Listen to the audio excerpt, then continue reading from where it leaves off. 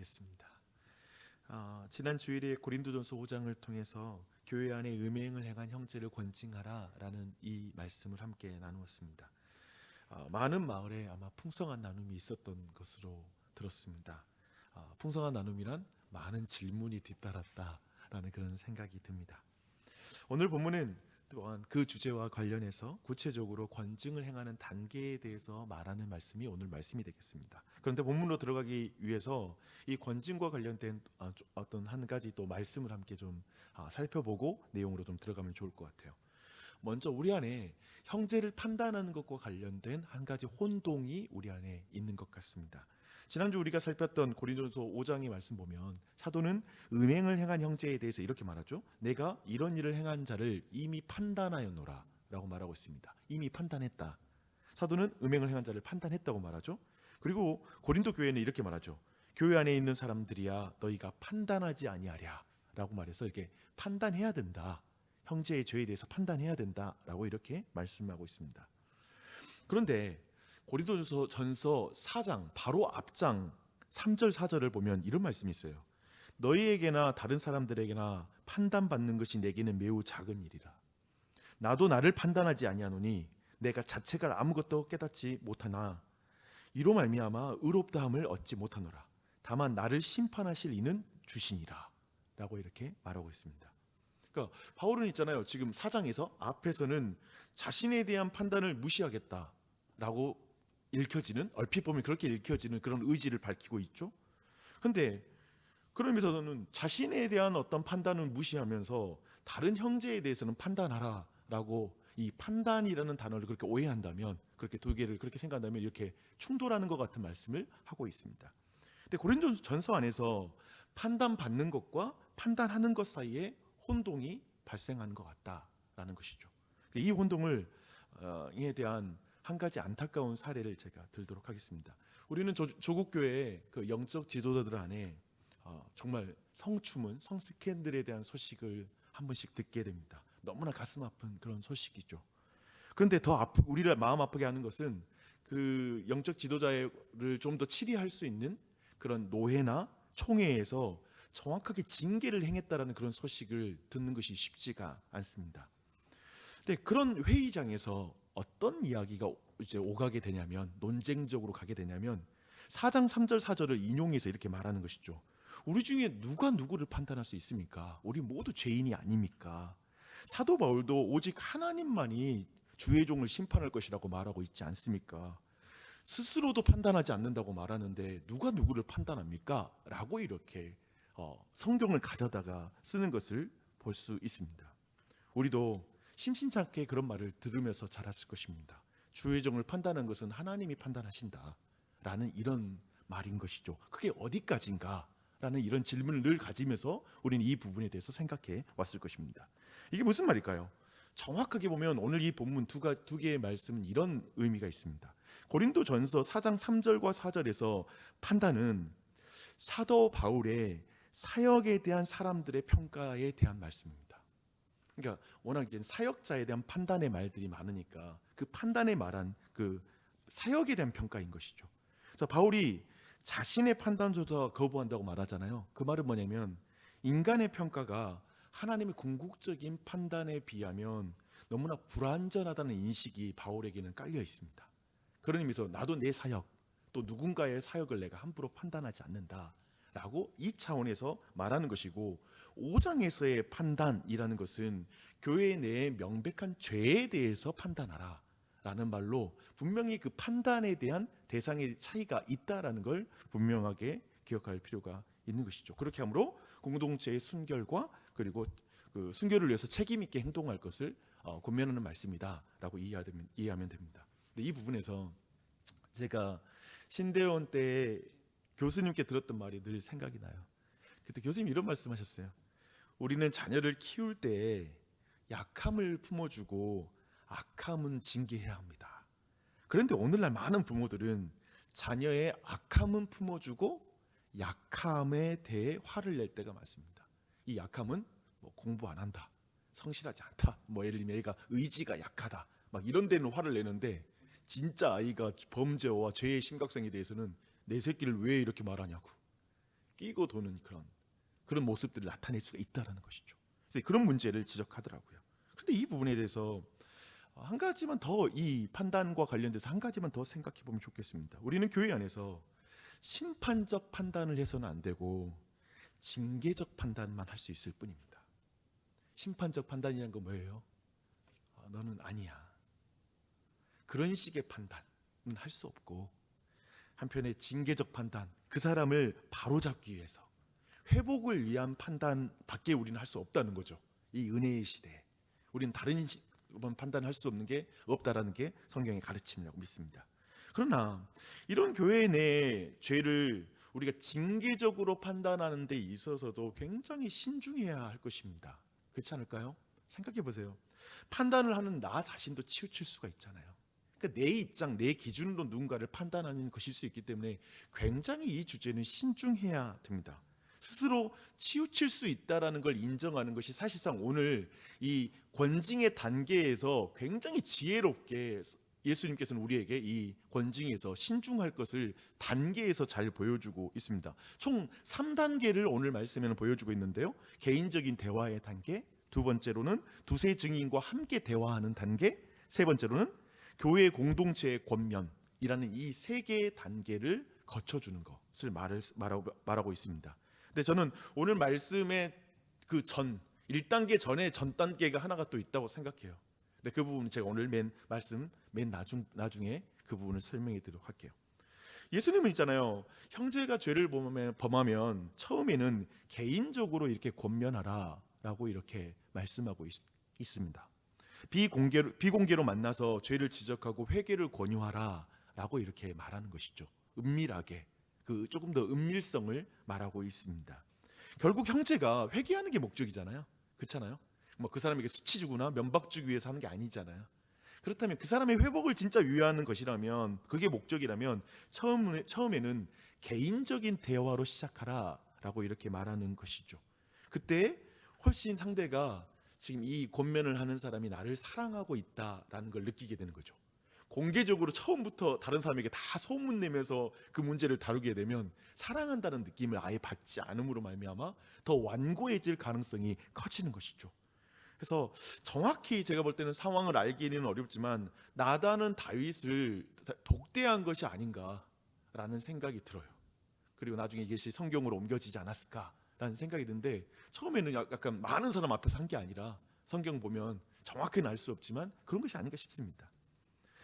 그러나 다윗처럼 반응하지 않는 경우가 있죠. 그렇죠? 도리어 선지자를 죽이려고 하는 경우가 있었으니까, 왕들 안에는 그럴 것이 있어요. 그런 의미에서 16절은 상대방이 회개하지 않을 경우에 신뢰할 수 있는 두세 증인을 동반해서 다시 권면하라 라고 이렇게 말씀하고 있습니다. 여기서 증인은 지금 모든 그 대화 속에 사실을 확인하고 공정한 판단을 돕는 역할을 하는 증인입니다. 그래서 사실은 이때 같이 데려가는 사람이 그냥 내 편? 어떤 의미에서 나랑 같은 입장을 가져서 팩트 폭행을 할 사람들, 더 많은 사람 데리고 가서 이런 어떤 팩트 다구리를 하겠다, 이런 마음으로 사람을 막 데려가서 약간은 그 사람에게 3명, 4명으로 이렇게 뭔가 압박을 가해서 그로 하여금 회개를 받아내겠다라는 방식은 제가 볼 때 효과적이지 않는 것 같아요. 그 사람도 신뢰할 수 있는 사람, 도리어 그 함께 가는 사람이 그냥 내 편이 아니라 더 교회 안에서 신뢰하고 그 사람을 사랑하는 그 두세 사람과 함께 가서 그 이야기를 나누는 것이죠. 그래서 이 모든 것은 뭐냐면, 사실 두세 사람을 데려가는 이유는 뭐냐면 사랑의 권면을 통해서 죄의 심각성을 더 깨닫게 하기 위한 목적이지 다른 이유는 아니라는 거예요. 그렇게 해서 우리는 말해야 된다라고 말하고 있습니다. 두 번째 단계죠. 그러니까 개인적인 권면과 그런데 증인과의 대화로도 이제 변화가 없을 때 어떻게 해야 되냐, 이 단계를 또한 세 번째로 말하고 있습니다. 그때의 문제를 교회에 알리는 거예요. 그때 그 문제를 여기에서 교회에 알린다라는 말은 교회 전체를 다 불러놓고 그 안에서 그 사람의 죄를 공개한다라는 그런 의미로 말하는 것일 수도 있겠으나, 사실상 장로교회에서는 당회를 통해서 교회적 권징이 일어날 수 있도록 당회에 알린다라는 그런 의미가 있다라는 걸 좀 생각할 필요가 있습니다. 이를 통해서 교회 공동체가 죄의 심각성을 인식하고 그가 회복의 길로 나아갈 수 있도록 인도하는 사랑의 절차를 이제 교회적으로 밟게 되는 것이죠. 그런데 교회 말도 안 들어요. 그러면 출교라는 가장 큰 징계를 행하는 것입니다. 여러분, 여기서 주의할 것, 출교는 심판적 징계, 어떤 판단이 아니라 징계적 판단이다라는 걸, 이걸 놓치면 안 되는 거죠. 우리는 출교하면 이제 그건 미워하는 거야, 그건 사랑이 아니야, 우리는 그렇게 연결하는데 성경에서 말하는 건 그게 아니라 이 출교라는 것은 정말 그 사랑하기 때문에 가장 강력한 사랑의 방법으로서 그가 돌이킬 수 있는 가장 강력한 방법이다라고 이렇게 말씀하고 있습니다. 말씀을 정리하겠습니다. 지난 주일에 새가족 모임 딱 마치고 나서 이제 예배당을 항상 돌아가거든요. 사실은 제 마음속에 어느 마을이 좀 나 좀 붙잡아서 질문도 해주고 이야기 좀 나눴으면 좋겠어라는 마음을 항상 여기를 들려서 여기를 경유해서 제가 교역자실로 가요. 거의 안 붙잡죠, 항상. 근데 그날은, 이 지난 주에는 한 마을이 저를 붙잡았어요. 그리고 이 질문을 하는 거예요. 출교는 정말 강력한 권징인데 어느 정도의 죄부터 출교를 해야 합니까? 라는 이 질문을 하더라고요. 이 질문에 오늘 말씀을 따라서 이렇게 답하는 것이 더욱더 성경적이고 예수님의 어떤 뜻이라고 믿습니다. 그것은 뭐냐면, 예수님은 세리와 창녀와도 어울리시잖아요. 생각해보면 굉장히 죄가 크다라고 생각할 수 있는 사람들과 어울리시잖아요. 그런 의미에서 볼 때 죄가 아무리 커도 회개하면 그는 출교하지 않는 것이죠. 하지만 죄가 좀 작지만 아무리 권면해도 회개를 하지 않는다면 그때의 출교라는 방법이 쓰는 거죠. 그러니까 더욱더 이 출교라는 권위와 징계는 더 회개와 더 깊이 관련돼 있다라는 그런 이야기를 나누었습니다. 그런데 이 모든 과정 우리가 이제 방금 전에 제가 설명을 했지만 실질적으로 그 문제 앞에서 이 과정을 밟아 나가는 이 과정이 쉽지 않다라는 걸 우리 모두가 느끼게 되는 것 같아요. 이게 만만치 않다. 근데 또 한편에 굳이 그렇게 해야 될까? 여러 이 단계를 보면서 굳이 남의 인생에 그렇게 끼어들어야 되나? 남의 죄의 문제 가지고 그렇게 해야 되나 싶은 생각이 들어요. 근데 그 대답을 예수님은 오늘 말씀에서 이렇게 말씀합니다. 진실로 너희에게 이르노니 무엇이든지 너희가 땅에서 매면 하늘에서도 매일 것이요 무엇이든지 땅에서 풀면 하늘에서도 풀리리라. 근데 여러분 그거 아세요? 지금 이 말씀이 16장에서 베드로가 주는 그리스도시요 살아계신 하나님의 아들이시니라 할 때 베드로와 제자들에게 천국 열쇠를 주시면서 하셨던 그 말씀이에요. 그러니까 이게 지금 그러니까 누군가의 죄의 용서, 회복과 관련된 권위와 권세를 하나님께서 교회에게 주신 거예요. 놀랍게도 우리는 생각할 때 하나님의 용서 내가 그냥 다이다이로 그냥, 그렇죠? 그냥 이렇게 기도하면서 그냥 용서 받는 거지, 사람이 그 사이에 낄 게 없지. 물론 용서는 하나님이 하시는 거죠. 근데 이 과정 속에 교회를 통해서 그 일을 행하신다는 이걸 강구하는 건 그리스도의 말씀을 강구하는 것입니다. 그러니까 이 용서와 관련된, 그래서 그 사람을 바로잡는 것에 있어서 교회에게 권세를 준, 이 땅에서 풀면 하늘에서 풀릴 것이요, 이렇게 연결을 시켜놨다는 거예요. 그러니까 교회는 하이퍼링크죠. 하나님의 이 땅에서 모든 사람이 그걸 믿음으로 클릭하면, 그 교회의 권위를 받아들이면 하늘이 열리는 거죠. 이렇게 놀라운 연결을 해서 하늘의 유익을 누릴 수 있도록 교회를 세우신 것입니다. 그래서 하나님은 죄인들을 벌하기 위한 것이 아니라 회개와 치유를 위해서 교회의 권징을 사용하시는 것입니다. 그래서 우리는 교회에 붙어 있어야 되고 교회의 권위를 인정하는 것이죠. 그래서 교회 이 권징을 종교개혁가들과 교회는 믿는 거예요. 교회의 표징이라고 믿어버리는 거예요. 그러니까 참된 교회의 특징이 권징이 들어가는 거예요. 바른 말씀의 선포, 바른 성례의 시행, 그리고 마지막으로 권징, 바른 권징이 시행되는 게 그게 진짜 교회다. 권징이 시행이 안 된다면 그건 진짜 교회가 아니다라고 보는 거예요. 이 주제가 그러한 주제입니다.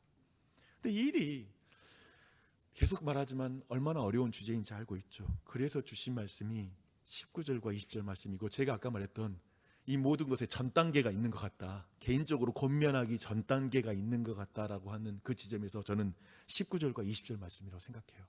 그리고 이 19절과 20절 말씀은 또 전 단계일 뿐만 아니라 1단계 전일 뿐만 아니라 모든 전 단계에 관련된 말씀이에요. 한번 들어보십시오. 진실로 다시 너희에게 이르노니 너희 중에 두 사람이 땅에서 합심하여 무엇이든지 구하면 하늘에 계신 내 아버지께서 그들을 위하여 이루게 하시리라. 너희들이 권징을 할 때 얼마나 두려운 거 알고 있다.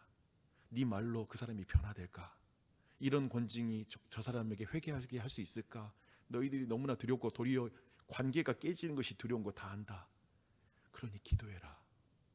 두세 사람이 모여서 기도하면 내가 그 기도 듣고 그 사람이 회복될 수 있도록 내가 역사하겠다 라는 말씀이죠. 20절, 두세 사람이 내 이름으로 모인 곳에는 내가 그들 중에 있느니라. 여기서 두세 사람이 내 이름으로 모인 그곳은 뭐냐면 바로 권징하는 그 자리예요. 우리가 볼 때는 기도에 조금 모였을 때 이 말씀 하잖아요. 여러분 두세 사람이 주님이 함께 하시거든요. 여러분 함께 하는 거 믿죠? 우리 기도할 때 힘냅시다. 그 기도를 하는 자리에 쓰는 용어가 아니라 원래 이 말씀은 권징을 두세 사람이 할 때 그 자리에 주님이 함께 하신다는 말씀이에요. 그런 의미에서 이 부분의 말씀의 연속성을 주목할 필요가 있죠. 그리고 분명히 이 모든 과정에 예수님이 함께 하시고 그 기도를 응답하실 줄 믿습니다. 그것이 바로 1단계 전부터 시작되는 것, 그리고 전 단계에서 바로 기도하며 그 모든 과정 속에 하나님의 능력 가운데 행해지는 걸 보는 것이죠. 말씀을 정리합니다. 그런 생각이 들었어요. 결국 아까 이 출교의 과정이 어떤 죄부터, 얼마나 큰 죄부터 출교냐, 그 문제가 아니고 회개의 문제라는 부분이 좀 여러분과 개인적인 묵상으로 나누고 싶은 거 뭐냐면, 사실 죄가 누군가에게 드러나고 하는 것은 사실상 우리 자신은 이미 너무 오랫동안 하나님과 나만 알고 있었던 죄의 문제를 내가 계속 회개하지 않을 때 정말 하나님이 참고 참으시다가 드러내는 것 같아요. 그런 의미에서 우리는 주일마다 정말 설교를 통해서 끊임없이 내 죄가 지적되고 내 자신이 막 드러내는 일을 수없이 많이 경험하지만, 우리가 계속 그걸 간과할 때, 그냥 무시하고 계속 내가 뒤로 물어올 때, 나중에 사실 이 단계가 진행되는 것이 아닌가라는 생각이 들 때, 무엇보다도 우리가 구해야 될 것은 회개의 은혜가 아닌가라는 생각이 들었습니다. 사실은 설교뿐만 아니라 삶의 순간순간 배우자를 통해서, 누군가를 통해서 우리의 모습이 드러날 때가 있거든요. 아, 이거 지금 하나님이 얘기를 통해서도 나한테 말씀하는구나. 아유, 저 사람을 통해서 내 문제를 주님 깨닫게 해주시는구나 라고 이렇게 믿음으로 받아들일 때, 그때 우리 안에 정말 영적 삶의 변화가 일어나는 것 같아요. 네가 뭔데? 자꾸 네가 뭔데 나한테? 이런 태도가 도리어 우리로 하여금 정말 더 우리의 모든 상황이 악화되는 것으로 가지 않는가 싶은 면을 볼 때, 주님, 이런 기도, 하나님 오늘도 작은 순간순간의 사건을 통해서 내가 돌이켜야 될 것이 있다면 그걸 알려주세요. 그리고 내가 정말 끊임없이 내가 회개하는 사람이 되는 그 은혜를 부어주시옵소서 라고 기도하는 그 기도가 이 아침에 우리가 주님께 드릴 수 있는 좋은 기도가 아닐까라는 그런 생각이 듭니다. 그렇게 기도하는 이 아침이 되셨으면 좋겠습니다.